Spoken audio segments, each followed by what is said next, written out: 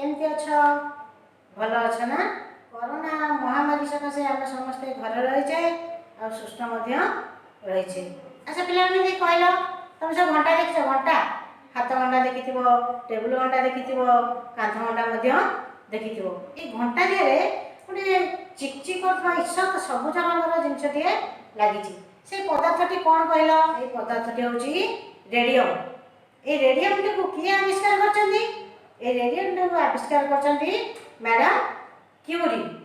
ये रेडियम विश्व में बहुत कम लगी पड़ुछि कैंसर रोगी चिकित्सा ये रेडियम टी लगी पड़ुछि। अच्छा ये मैडम क्यूरी विषय तुम बही षष्ठ अध्याय ये विषयटी अच्छी ताको लिखिं शैलेश चंद्र पट्टनायक।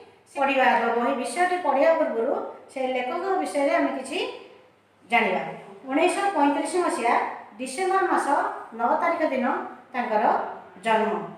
से अनेक गुड़े गल्प लिखिं कथा परे कथा पदे निश्चल नुपुर तांकर ये सब गल्प से लिखिं। तांकर शिशु उपयोगी बहु रचना विभिन्न पत्र पत्रिका प्रकाशित होइछि। ए शैलेश चंद्र पट्टनायक गपटी लिखिं मानियार पिलादिनर कथा ये गपटी लिखिं। आम आज से गपटी किसी अंश पढ़ा। 1867 मसीहा नवेम्बर 7 तारिख मैडम क्यूरींगर जन्म। पिलादिने ना थिला मेरन देशर अधिवासी। ताले मैडम क्यूरी केते मसीहा जन्मग्रहण करते 1867 मसीहा नवेम्बर 7 तारिख जन्मग्रहण करते। ना थिला मेरी। पोलैंड से रूस अधीन थिला।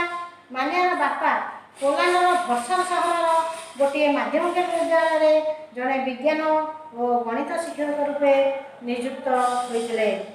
माँ थे शिक्षिता। से अन्य एक विद्यालय प्रधान शिक्षयित्री भाव में कार्य करते। किछि दिन पर माँ जख्म रोग पीड़ित हो चाकरी छाड़े। बापा स्वल्प आय परिवारटी कष्टमष्टे चलला।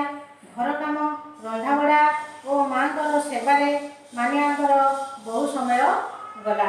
तथापि से समय संचय कर पाठ पढ़ुता कारण पाठ पढ़ारे भारी मन। से पिलादिनू से बहुत पाठ पढ़ारे मन थाए। से घर काम करने सहित से पाठ सब पढ़ती। मानियाकर स्मृति शक्ति थिला असाधारण। से कौन सी कविता को दुई थर पढ़ीदे अमूलचूल मन रखी जुगुल भाव में आवृत्ति करते। से बही खंडीय पढ़िया बेले से मजी जाऊला जे चारिपटे कौन घटुची से कथा जापारू नथिले। अच्छा पिलाने आज तो आठी रखा आर क्लास रे आर अन्य पाराग्राफ गुड़ी को आम पढ़ा। आज ये रहा।